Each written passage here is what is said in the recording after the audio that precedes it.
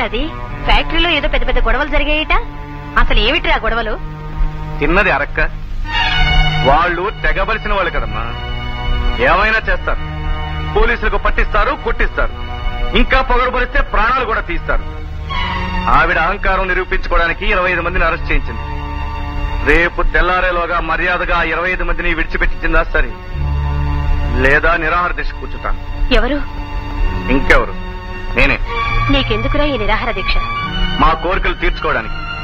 అవి తీరకపోతే మాకు మేము చావడానికి. ఏమిట్రా మాటలు? చచ్చి సాధించేదేమిటి? బ్రతికుండి సాధించలేనివి చచ్చారు కదా అని పెద్దలు సానుభూతితో నేను సాధింపచేస్తారేమోనని.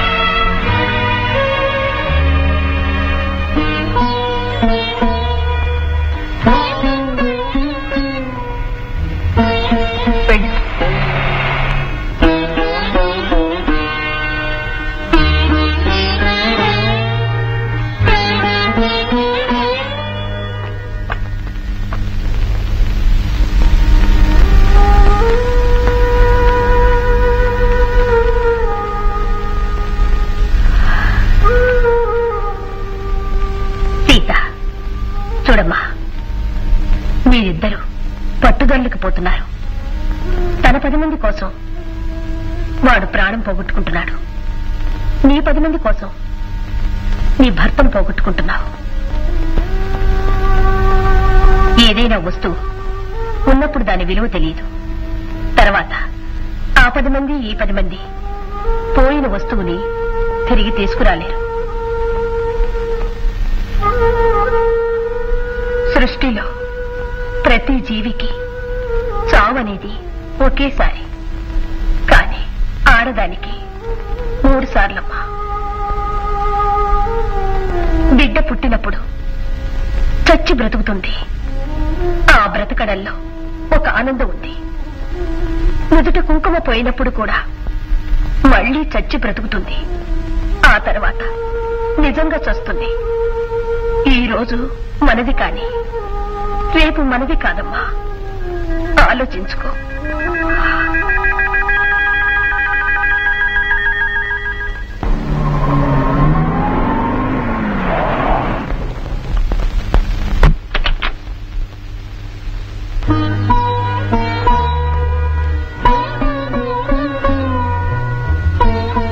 రాముడు, అమ్మగారు.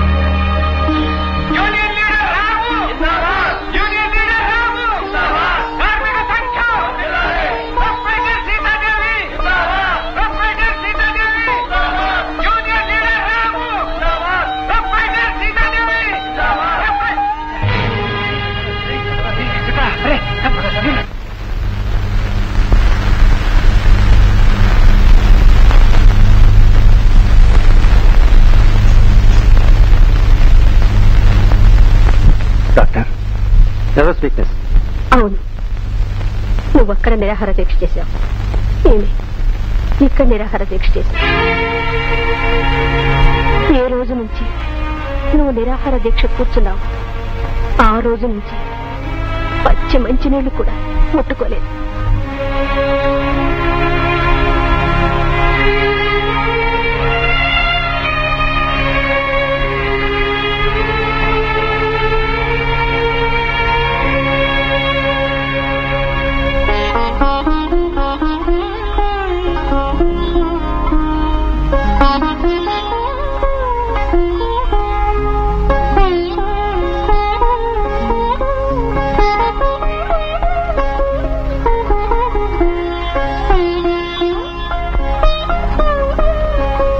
బాబు,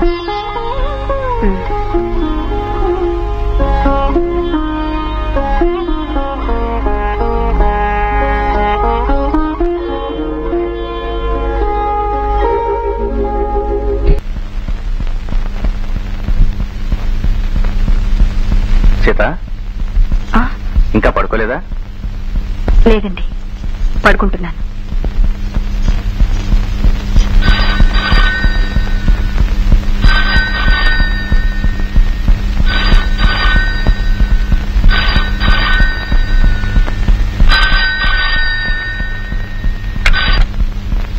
హలో మేడం, చలవే శెట్టి గారిని ఫ్యాక్టరీ వర్కర్లంతా కొట్టి చంపేశారు.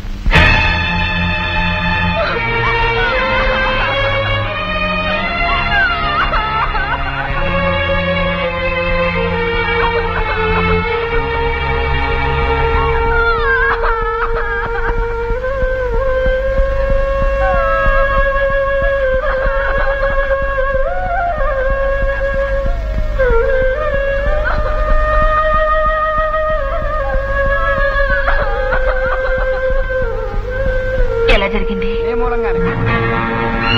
అవును, మన అన్ని ఫ్యాక్టరీలోనూ ఒకేసారి స్ట్రైక్ ప్రారంభించారు. ప్రారంభించే ముందు మనం ఏమనుకున్నాం? ఏమైనా సరే, ఎవరు చచ్చినా సరే వాళ్ళ కోరికలు మనం ఒప్పుకోకూడదు అనుకున్నావా లేదా? అలాంటప్పుడు మనం ఎవరికి చెప్పుకుంటే స్ట్రైక్ ఎలా వ్యాప్తించారు? ఈ భర్తను కాపాడుకుంటానికి చేశారు. అది నా భర్త తీసుకుపోయింది. నువ్వు గొప్పదాని అయ్యావు, మేము యథానం అయిపోయాం. ప్రెసిడెంట్ గా ఎన్నుకున్నందుకు నీ స్వార్థాలను చూస్తున్నాం. మమ్మల్ని చేతగాని వాళ్ళగా చేశావు. దానికి నా భర్త బలయ్యాడు. నా భర్త చావు కారణం నువ్వు. దీనికి నీ సమాధానం ఏమిటి? దీనికి నీ సమాధానం ఏమిటి? దీనికి నీ సమాధానం ఏమిటి? దీనికి నీ సమాధానం ఏమిటి? సమాధానం ఏమిటి? అది ఫ్యాక్టరీ మూసేశారా? మొగుడివిగా నువ్వు ఎక్కడ చచ్చిపోతావని చాలా తెలివిగా నిరాహార దీక్ష మాన్పించేసింది. మేము అక్కడికి వెళ్లేసరికి బోర్డు పెట్టేసింది. ఫ్యాక్టరీ మూసేయడం ఆడిస్తానా? పదండి.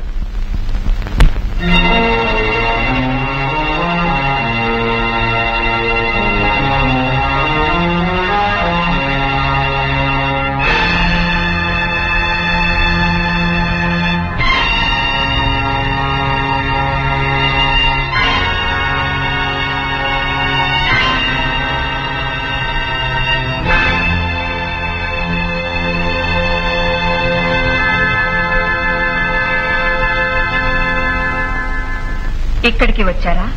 అంటే ఉన్న వాళ్ళని చంపే యాత్రలో ఇక్కడికి వచ్చారా అని అడుగుతున్నాను. మేడం, ఏమిటి మీరు మాట్లాడేది?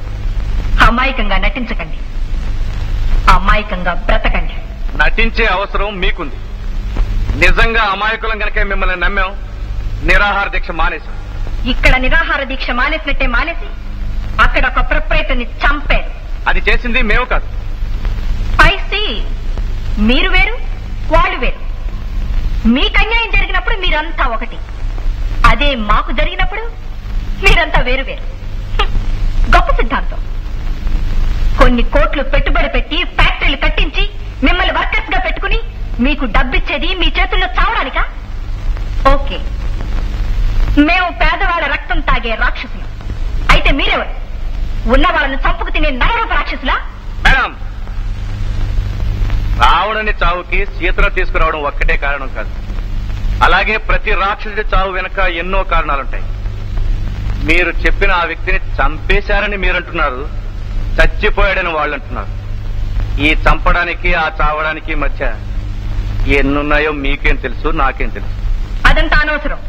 మీరు నాతో మాట్లాడాల్సిన అవసరం లేదు, నేను మీకు సమాధానం చెప్పాల్సిన అవసరం అంతకంటే లేదు. ఉంది. ఫ్యాక్టరీ ఎందుకు మూసేశారో సమాధానం చెప్పాల్సిన బాధ్యత మీకుంది. నా ఇష్టం. నీ ఇష్టాయిష్టాలు మీ ఇంట్లో, ఫ్యాక్టరీ మీద కాదు. ఫ్యాక్టరీ పెట్టుబడి నాది. పెట్టుబడే మీది. దాని మనుగడ ప్రజలది, పాలసీ ప్రభుత్వం అనేది, భవిష్యత్తు కార్మికులది. మీ ఇష్టం వచ్చినట్టు ఫ్యాక్టరీ మూసేసే హక్కు మీకు లేదు. చట్టం అనేది ఒకటి ఉంది. ప్రతి చట్టానికి వెనుక సవరణ అనేది ఒకటి ఉంటుంది. ఆ సవరణ అనేది మీ స్వార్థానికి ఉపయోగించుకుంటే ఆపడానికి ప్రభుత్వం అనేది ఒకటి ఉంది. ఆ ప్రభుత్వం మీద సవాలు చేయడానికి కోర్టు అనేది కూడా ఒకటి ఉంది. దానికంటే ముందు రాజీకి రావడం మనుషులు చేయాల్సిన పని. అందుకే వచ్చాం. రాజీకొచ్చి మీకు తల వంచడం కంటే ఫ్యాక్టరీ మూసేసి జైల్లో కూర్చుంటాను. బెదిరిస్తున్నారా? లేదు, తెగిస్తున్నాను. తెగతెంపులు చేసుకుందామనా? తెగిపోయే వాటిని పట్టుకుని వేలాడడం నాకు అలవాట్లేదు. తెగిపోయిన తర్వాత ముడి వేయడానికి ప్రయత్నిస్తే ముడి ముడిగానే మిగిలిపోతుంది. నా మూడు ముళ్ళు గట్టిగా ఉన్నంత వరకు ఏ ముడి తెగినా నాకు భయం లేదు. మేడం, ఇంతకీ మీ నిర్ణయం ఏమిటి? కోర్టులో తేల్చుకోండి. అలాగే, ఆవిడ చెప్పినట్టు కోర్టులోనే తెలుసుకుందాం. కోర్టులో మనకు న్యాయం జరుగుతుందంటారా? న్యాయానికి ఎప్పుడు న్యాయం జరుగుతుంది. ఇదిగో ఒకళ్ళు తప్ప ఈ యూనియన్ లీడర్ గా మీరు దీని మీద సంతకాలు చేయండి.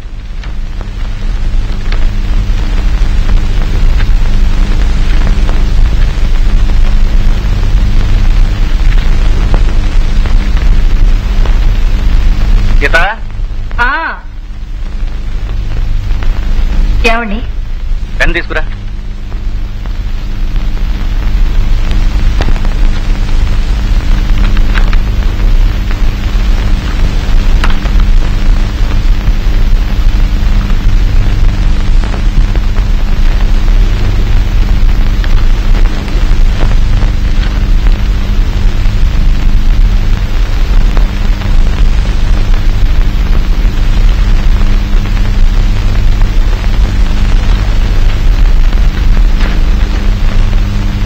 Wish all the best mister Ramu. Thank you sir. మీ వర్కర్లకు తప్పక విజయం కలుగుతుంది.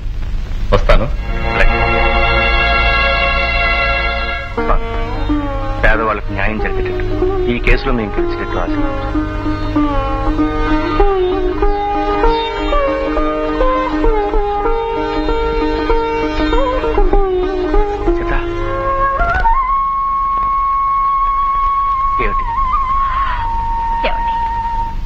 మిమ్మల్ని ఆశీర్వదించడానికి ఎంతో మంది దేవుళ్ళున్నారు, కానీ నాకున్న దేవుడు మీరొక్కరేనండి. నేను ఈ కేసులో గెలిచేటట్టు నన్ను ఆశీర్వదించండి.